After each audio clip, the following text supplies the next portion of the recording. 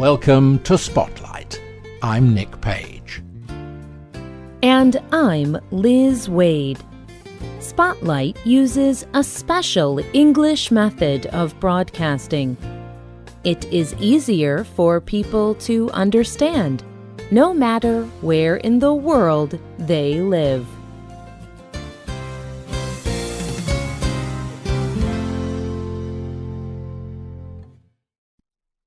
When you meet someone, always shake their hand. Say please when you ask for something. Stand up when an older person enters the room. Every country has a system of manners, that is, rules for behavior. Each particular culture has a history of accepted behavior. People teach these manners to their children. Everyone in a culture usually agrees on what is good behavior and what is not. When you visit a new place, you need to learn the manners for that place. But what happens when many different people come together? What if they don't know the rules in this place? The Internet is a place like this. Today's Spotlight is on rules for behavior on the Internet.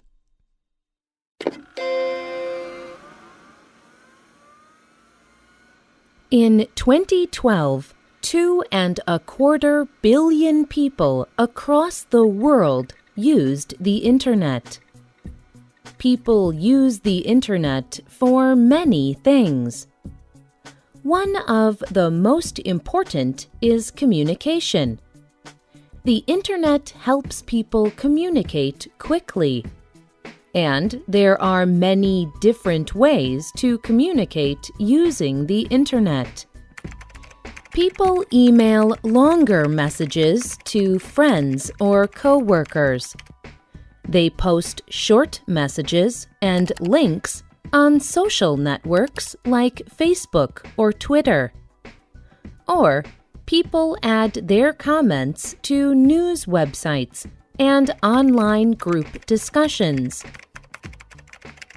But in all these ways of communicating, people sometimes write hurtful things. That is why many people think it is important to teach Internet manners. Some schools and universities now teach students correct Internet behavior. There are many rules to follow. Today, we will look at just a few of them by asking the questions who, what, how, and where. Who? The first question is, who are you writing to? It is very important to remember that the other people using the Internet are real people. This sounds funny, but it is easy to forget. Rob Frappier is community manager at the company Reputation.com. He helps people communicate safely on the Internet.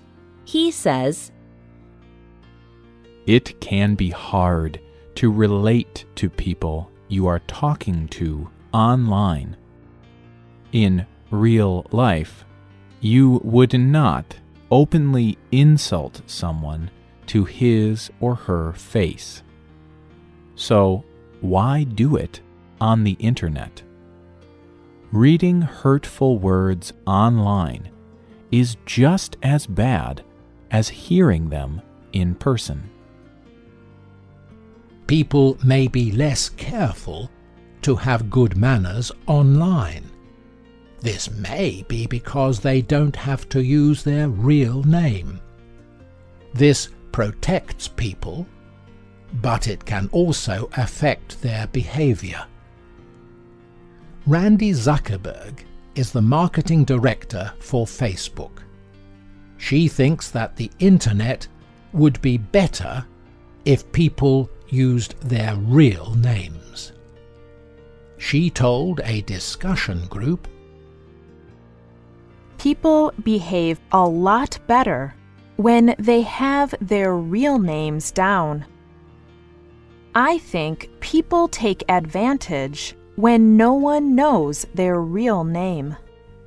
They feel like they can say whatever they want because no one can see them."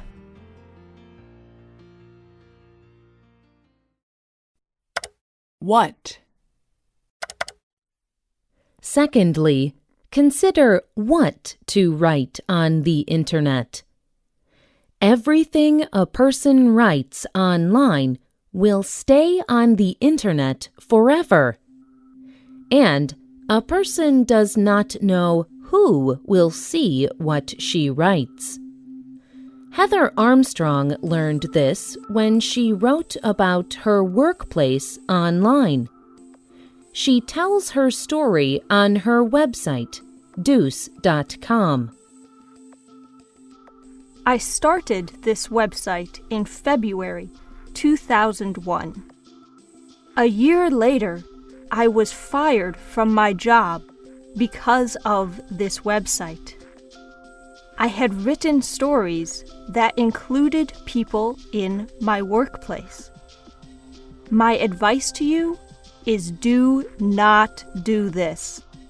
Never write about work on the internet unless your manager knows and agrees to you doing it. Many people have had problems with their job this way. Some people have even had problems with friends or family members. Shelley Watke writes for the website Reputation.com. She teaches people and companies how to protect themselves online. She shares this idea. Follow the 5-minute rule before you post online.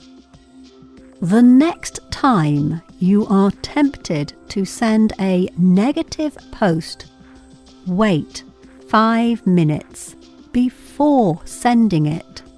You may change your mind about what you want to write.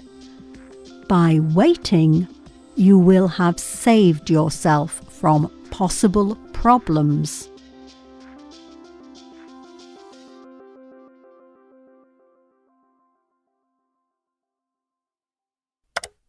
How?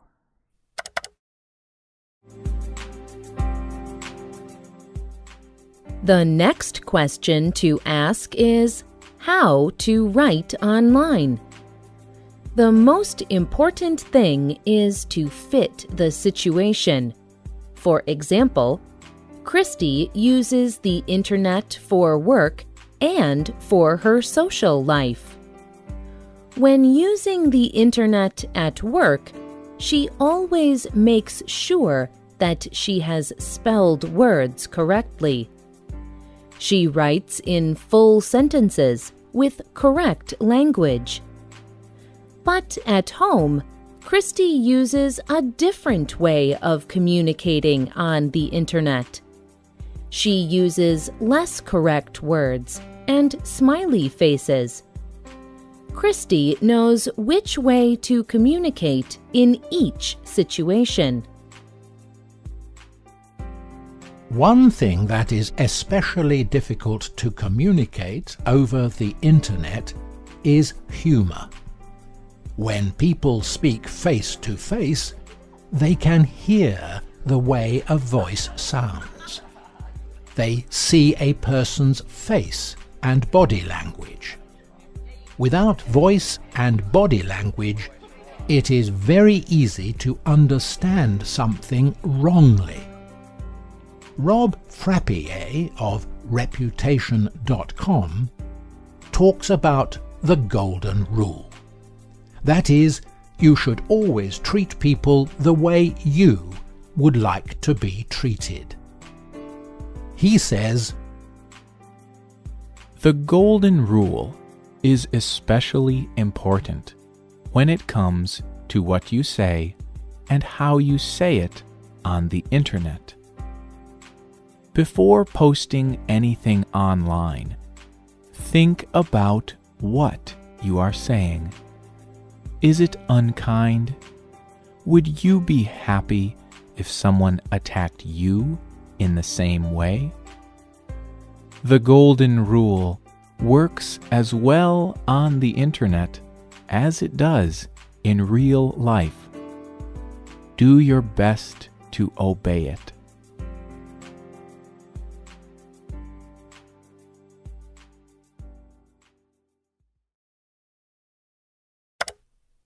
Where? The last part of Internet manners is asking where you are sending messages. It is easy to accidentally send messages to the wrong person. Check that you have the right address before sending any messages online. Make sure that you are sending something that the person will want to receive.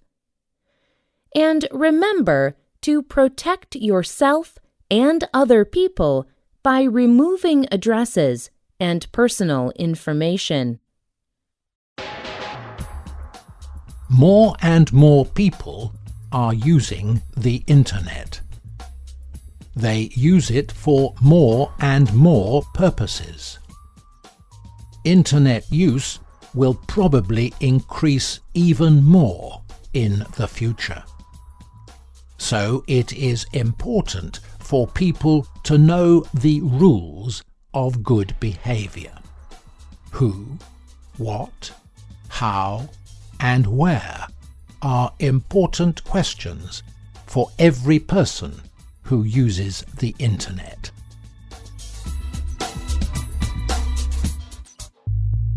Have you ever been hurt by something over the Internet?